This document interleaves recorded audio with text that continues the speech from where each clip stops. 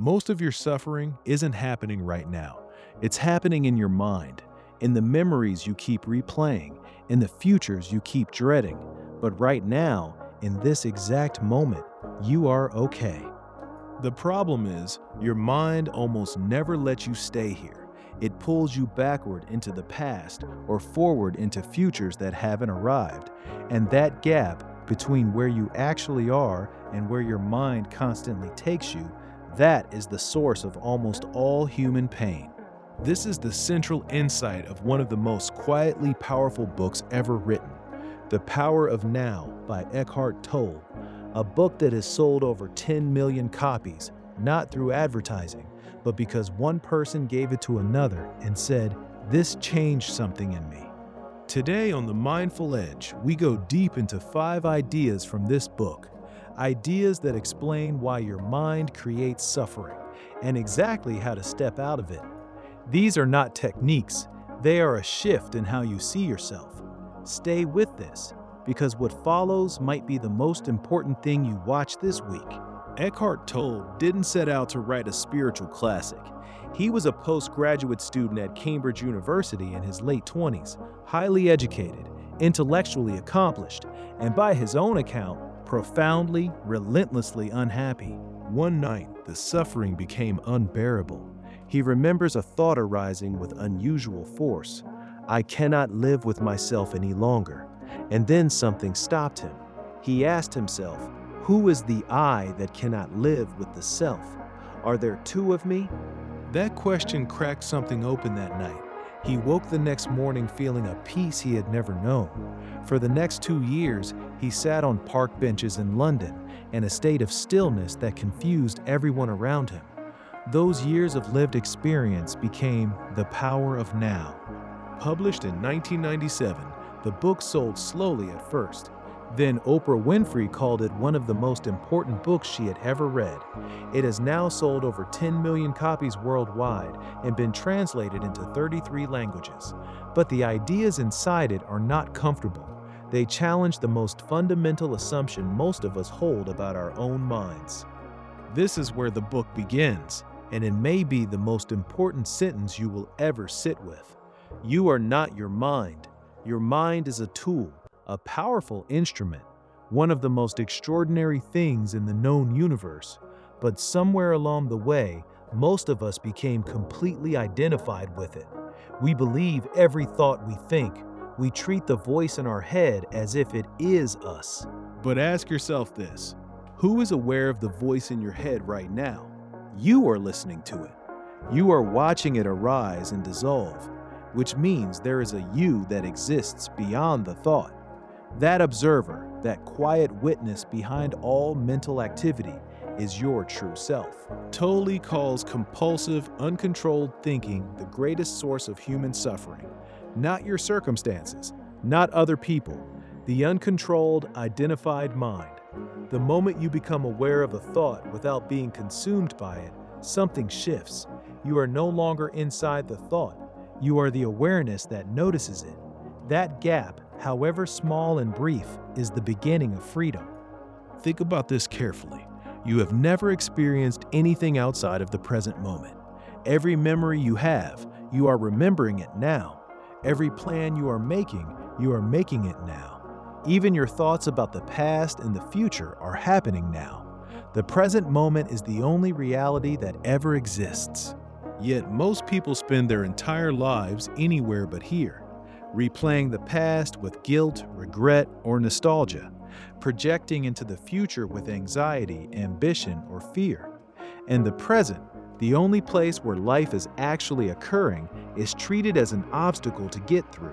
Tolle says, whatever you do, do it fully. Be here, completely. Not as a technique to become happier, but because it is the truth of what you are. A person who is truly, fully present cannot be anxious. Anxiety requires the future. Depression requires the past. Both dissolve in the light of genuine presence. This is one of Tolle's most original ideas, and once you see it, you cannot unsee it. He proposes that every human being carries what he calls a pain body, a residue of old emotional pain accumulated through childhood, relationships, traumas that lives inside you like a semi-autonomous entity. The pain body feeds on more pain. It becomes active in certain situations, a criticism, a rejection, a familiar tone of voice, and suddenly you are no longer responding to the present moment. You are reacting from a wound that may be decades old. You have seen this in yourself. Someone says something mildly critical and you feel a rage or collapse completely out of proportion to what was said. That is not the present moment speaking. That is the pain body. The way out is not to fight it, not to suppress it or pretend it isn't there. The moment you observe it, I can feel the pain body activating right now. It begins to lose its power. Awareness is the light that dissolves it.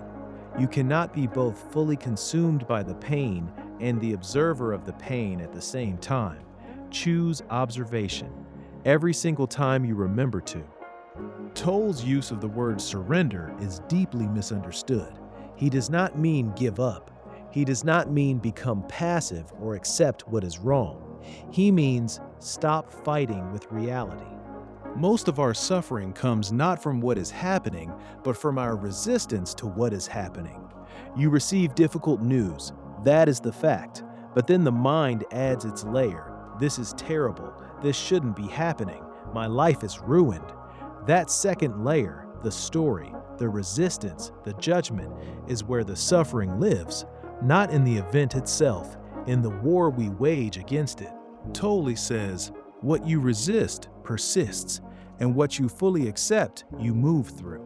Surrender means acknowledging the present moment completely, without the added layer of, this is wrong, this should be different. It doesn't mean you stop taking action. It means your action comes from clarity, not from panic, not from resistance. A surgeon in an emergency doesn't waste energy wishing the emergency wasn't happening. They accept the situation fully and act with precision. That is surrender in action. This is the deepest idea in the book, and perhaps the hardest to grasp through words alone. Tolle describes a stillness that exists underneath all thought, all emotion, all activity. Not a stillness you create by slowing down, not something you achieve through effort, a stillness that is always already there, the way silence already exists beneath every sound. He uses the metaphor of deep water. The surface of the ocean can be turbulent, storms, waves, chaos, but 50 feet below the surface, there is complete stillness. Both are real, both exist simultaneously. The storm does not touch the depth. You are the depth, not the surface. Your thoughts, your problems, your anxieties, those are the waves. They are real, they matter, but they are not who you are.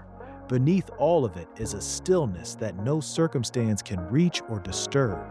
Meditation, breathwork, presence practices, they are not creating this stillness. They are helping you stop making so much noise so you can finally hear what was always there. You don't find the stillness, you stop covering it up. Tolle is more practical than he first appears. Here are 3 entry points you can use today. First, the 1-minute presence practice. Once a day for just 60 seconds, give your complete attention to something ordinary. Your breath, the weight of your body in the chair, the sound of silence between sounds. When a thought appears, and it will, simply return without judgment. You are not trying to achieve a state. You are practicing being here. Second, notice the voice in your head today. Don't judge it. Don't argue with it. Don't try to silence it. Just notice. There is a thought arising, and there is me noticing the thought. That tiny gap between the thought and the noticer, that is the entire practice. That gap is where the whole book lives. Third, the next time you feel resistance, frustration, anxiety, irritation, pause and ask yourself one question. Am I suffering because of what is actually happening right now, or because of the story my mind is telling about it? That question alone can interrupt the automatic reaction. Not always, but more and more, each time you remember to ask it. The Power of Now is not a book you read once and put down. It is a book that reads you. Every time you return to it, it finds you at a different place, because you are different, because the practice it points to has no final destination. There is always a deeper now, always more surface to release. And there is always that stillness underneath, patient, permanent, and entirely yours. Not something you earn, something you already are. If what idea from today shifted something for you, I'd love to know which one. Drop it in the comments below. Your reflection might be exactly what someone else in this community needs to hear today. If you haven't subscribed to The Mindful Edge yet, now is the right time. Every week, we go deep into a book on mind, body, or leadership, not to summarize it, but to find the ideas inside it that are genuinely worth living by. Until then, be here, fully. That is enough.